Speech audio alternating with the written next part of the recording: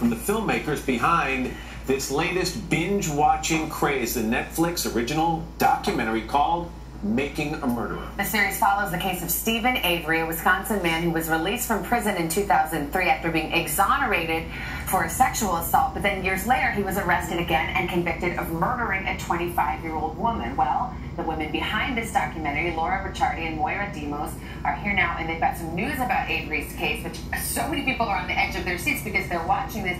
And I understand you have a piece of news about one of the jurors in the case that convicted him of murder. We do. We were contacted by one of the jurors who sat through Steven Avery's trial and shared with us their thoughts, told us that they believe Steven Avery was not proven guilty.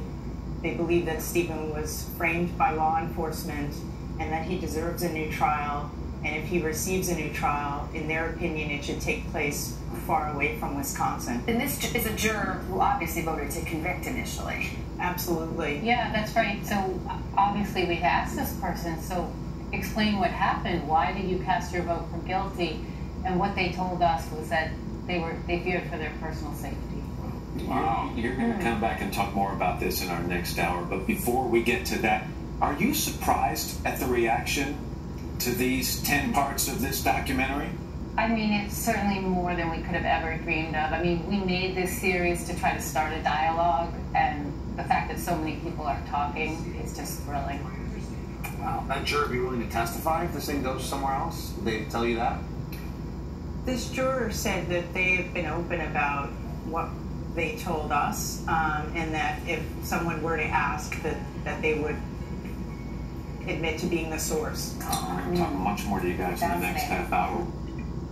Clearly, bottom line, this is just America, justice. This man was convicted because it was 100% impossible that police would actually tamper with evidence and that the prosecutors could actually be corrupt. This is the phase that's going over America, just beyond believable. The justice system has just totally failed and broke.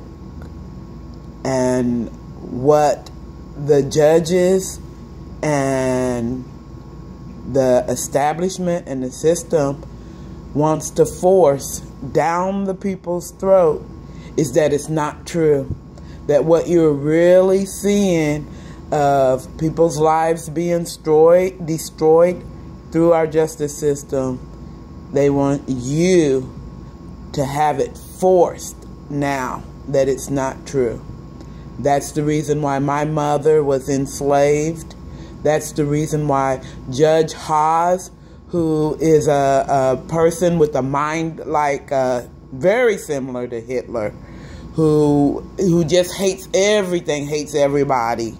You turn around, he's got the most wonderful smile, and he's always looking down with it. Never looks in people's eyes. Watch him when you go to court. He can't look in your eyes because he's fake. He hates himself. He hates women. He hates black people. He hates everybody. Well, I guess for that, he's not unequal, but when it comes to justice, it destroys, and somebody should be held accountable.